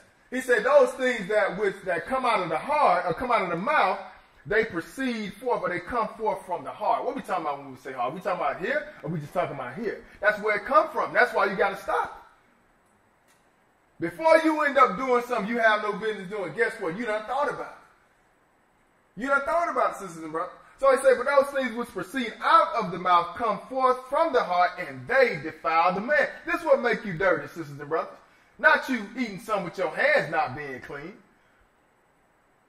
What did he say in verse 19?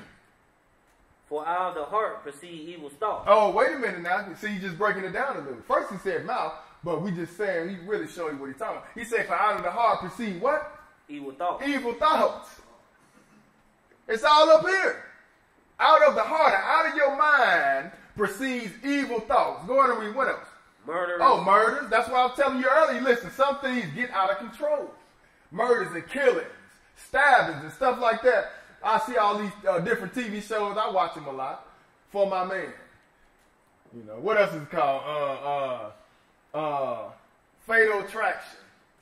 All them shows that come on TV one. And it be silly stuff too. I mean jealousy. A lot of that stuff be adultery too. And I be thinking to myself, man, boy, adultery is something serious because people be snapping. Like be killing over that stuff. For out of the heart proceed evil thoughts, murders, adulteries. You got to think about this stuff for this to happen, sisters and brothers. This stuff is festering right here. That's why you got to stop it. That's why you got to cast it down. For out of the heart proceed evil thoughts, murders, adulteries, what else? Fornication. That's sleeping around. Sleeping around ain't no covenant ball. You're going from one house to the next. Fornication, that all started in the mind. Keep reading. Theft. Stealing. False witness. That's lying. Go ahead. Blasphemy. Go ahead. These are the things which defile the Oh, man. notice what the Lord say though. He say, these are the things which make you dirty. These are the things which defile a man. Not you sitting up here eating some, grabbing some food from the store with your hands being dirty. You ain't got to worry about that. That's going into the drought. That's why I say these are the things which defile a man, but to do what? But to eat with unwashed hands defile not a man. Right, so listen, you straining that and that. That ain't going to hurt nothing. But what you need to be worried about, you need to be worrying about this other stuff. You need to be worrying about these evil thoughts. You need to be worrying about these murders. You need to be worrying about these adulteries, this fornication, and theft, false witness, and black. That's what you need to be worried about. That's what's going to defile you. But it all started where? It all started right here, sisters and brothers. Go on to 2 Corinthians chapter 10. 2 Corinthians chapter 10. This is the last place. 2 Corinthians chapter 10. We're going to pick this up in verse 4. For the weapons. Wait a minute, brother. 2 Corinthians chapter 10. We're going to pick this up in verse 4. All right, go and read that for me, brother. For the weapons of our warfare are not carnal. Y'all know what carnal means, right? This means flesh. So the weapons of our warfare are not carnal. Like even though you may be dealing with issues on the outside or things that you may be arguing with somebody physically, but it's behind the scenes that you can't see what's really going on. You understand? That's why it's saying for the weapons of our warfare are not carnal, but what? But mighty through God to the pulling down of strongholds. Keep reading. Well, skip down to verse. We'll bring it up to verse. 3. What was that for? Yeah, bring it up to verse 3. Go ahead. For though we walk in the flesh, we do not war after the flesh. Oh, you see that, right? Like I say, because we see things with the outward.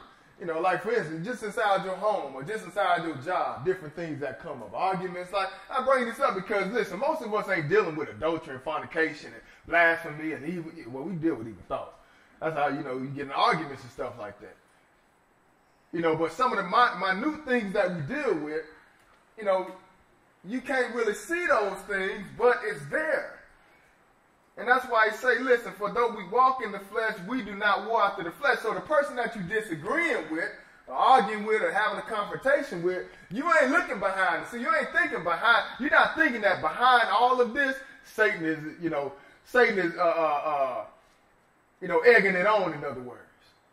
Just like you have this suggestion in your head, I ain't gonna let you talk to me like that.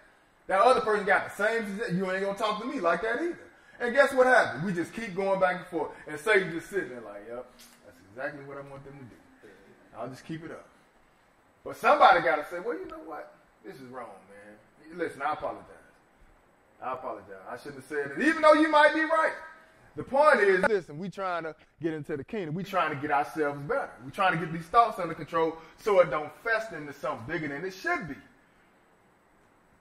So it says, for though we walk in the flesh, even though we in this physical body, we see things in the world and our realm around us physically or in the flesh. Though we walk in the flesh, we do not war after the flesh. Listen, we ain't fighting for things in this world. We ain't fighting out there. We ain't trying to get the upper hand on the next man. We do not war after the flesh. But skip down to verse 5 and read that. What it say, brother? Casting down imagination. What he say doing what? Casting down imagination. So what you need to do when you have these thoughts in your mind? Casting down. You know, they done turn into images now. You got to cast that. I kill her, boy. You got to cast that down. You can see, I take my car and run them over. No, you got to cast that down. You can see the speedometer moving up. You're going to hit the gas inside your head. You can cast down that image. Cast down, the giveaway say what? Casting down imaginations and what else? And every high thing that exalts itself against the knowledge of God. That's right. Listen, because if it goes against God, cast it down. That's why I say what? And every high thing that exalts itself against the knowledge of God, you're going to cast it down and do what else? And bring what? And bring it into captivity. Oh, so you ain't going to let it take you into captivity. You're going to bring those thoughts into captivity. You're going to capture them thoughts and put them in a proper place, which is not inside your head. Cast them out, right? He said what? Against the knowledge and bring into captivity what? Every thought to the obedience of Christ. Every thought to the obedience of Christ, sisters and brothers. So I hope somebody got some understanding in Jesus' name.